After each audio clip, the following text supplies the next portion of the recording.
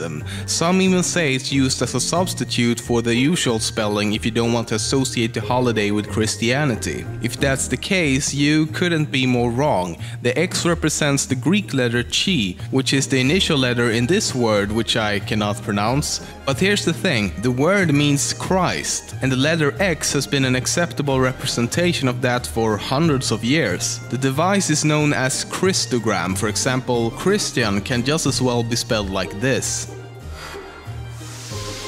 In Japan, there's a tradition to eat KFC, aka Kentucky Fried Chicken, on Christmas. You even have to order several months in advance if you want to secure a meal in time for Christmas. This is all thanks to a successful marketing campaign that was run in Japan over 40 years ago. Back in 1955, a Sears ad printed the phone number of a Colorado Springs store so that children could call and tell Santa Claus what they wanted for Christmas. However, the number was a misprint and instead sent children to the hotline to the Director of Operations for the US Continental Air Defense. The calls of course started to pour in, but instead of blocking the number, the director ordered his staff to give children updates on Santa's flight coordinates. The tradition has continued to this very day on local news, the internet, and with a special NORAD Track Santa iPhone app. In America, the movie A Christmas Story is for many a wonderful family tradition to watch every Christmas. The kid who plays Flick, the one who gets his tongue stuck on a pole, went on to act in a dozen pornos. I'm just gonna leave you with that as you watch it with your family this Christmas. Moving on.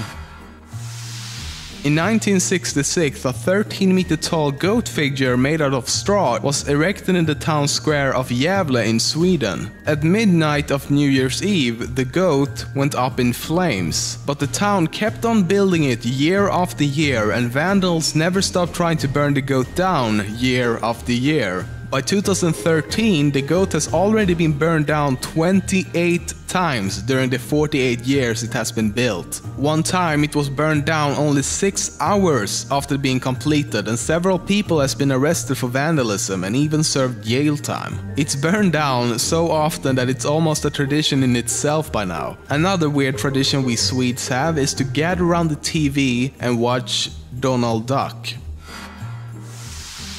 A village in Peru settles their grudges by fist-fighting each other on Christmas Day. Groups of people gather around to watch members of the community fight each other. People of all ages enter the ring, from young children to elderly, and participation is open to women and men alike. The purpose is to settle grievances built up over the years in a public forum. The fighting seeks to resolve conflict, strengthen community bonds, and hopefully arrive at a greater peace.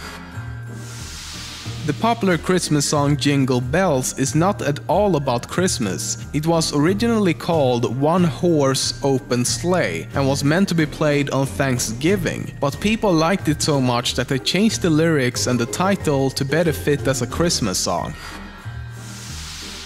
There's an island in the Indian Ocean called Christmas Island. It got its name because it was discovered on Christmas Day. Surprisingly enough though, there's 4 other islands around the world with the exact same name. And in the US, there are 3 towns named Santa Claus.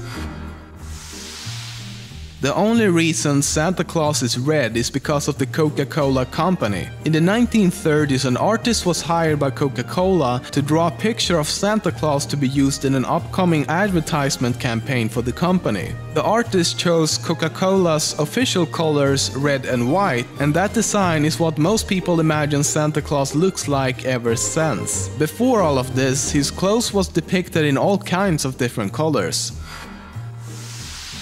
Today, there's roughly 2 billion children in the world, give or take, and about 378 million of those children are Christian. So if we consider that, as well as presume there's at least one good child in every household, then to be able to deliver all packages given and received on Christmas, he, Rudolph, and the rest of the pack would have to travel at a relaxing cruising speed of 1,000 kilometers per second, visiting over 800 homes per second in the process. This is to say that for each Christian household with good children, Santa has about 1,000 1000th of a second to park, hop out of his sleigh, jump down the chimney, fill the stockings, distribute the presents under the tree, eat whatever snacks have been left, get the fuck out of there and move on to the next house. But not only that, if we go easy on him and say that each present only weighs roughly 1 kilo, the sleigh will have to carry about 350,000 tons of presents. 350,000 tons traveling at 1000 kilometers per second creates enormous air resistance. This will heat the reindeer shop in the same fashion as spacecraft re-entering the Earth's atmosphere. The reindeer in the lead will absorb 14 quintillion joules of energy per second each. That's illion with a quint. The entire reindeer team will be vaporized within 4,000th of a second. Santa will have other things to worry about though, as he will be subjected to centrifugal forces 17,000 times greater than gravity. In conclusion, if all telepathic scientists obsessed with world domination. Basically Lex Luthor with Professor Xavier's powers. But by the time Superman had found a publisher, a 6-year process, the character had become the dashing hero we all know today. In the comic book The Amazing Spider-Man issue number 3, an enemy accidentally calls him Superman instead of Spider-Man. This is most likely a mistake by the writers. Another blooper was found in the comic book Tales of Suspense, issue number 92, featuring Captain America. In one of the panels, Captain America tries to trash talk his opponent before starting a fight. However, something seemed to have gone horribly wrong in the writing process, as he just ends up exclaiming that he himself is gonna lose. The guy from the popular meme "Cool Story Bro" is actually Hercules from The Incredible Hercules issue number 122 by Marvel. Venom is a well-known enemy of Spider-Man. However, even though the character is portrayed as a man, he was originally going to be a she. But when the writer pitched the idea of Venom being a woman to his boss, he said that readers would never see a woman as a realistic physical threat to Spider-Man. So the writers attached the Venom symbiote to a male character instead. I don't know, but I think they made the right call on that one. Over the years there's been quite a few weird comic book crossovers, one of which is a comic about the Punisher teaming up with Eminem. No, like for reals, yow. In the comic, Punisher is assigned to protect Eminem against a man who's out to kill him. However, the comic is not considered canon. Another character who's done a crossover comic with practically everyone is Superman. There's a Superman vs. Aliens, Superman vs. Predator, Superman vs. He-Man, Superman vs. Muhammad Ali, Superman meets the Quick Bunny. Surprisingly, there's not a Superman vs. Superman. Yet.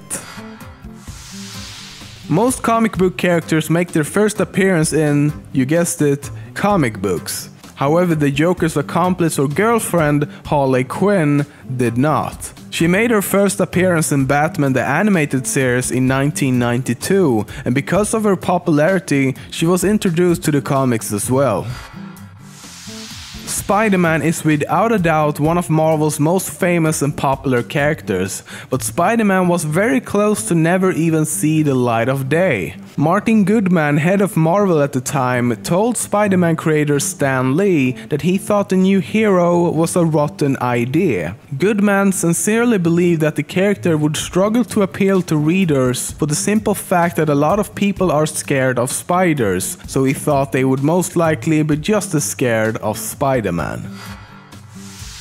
A very iconic feature about the Hulk is the fact that it's green. However, creator Stan Lee always intended for the Hulk to be grey, and he actually was in 1962, in the very first issue of the comic series The Incredible Hulk. This didn't last for long though, because the printing press had problems getting the grey tone to print correctly. They ended up having to choose a different color instead, and one of the most consistent colors in print at the time was green.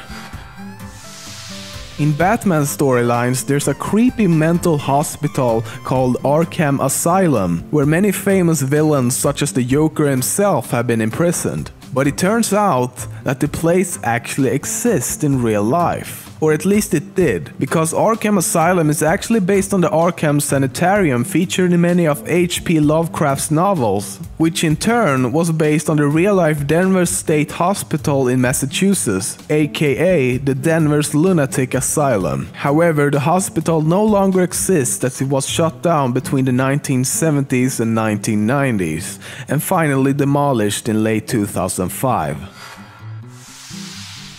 The Martian Manhunter is a shapeshifter that can take any human form. One of the many forms he's taken is that of a Japanese woman named Rejjie, which just happens to be the same name as a character from the popular manga Sailor Moon. But when Martian Manhunter in his Rejjie disguise meet Bruce Wayne, aka Batman, Bruce immediately sees through his disguise and says, "The name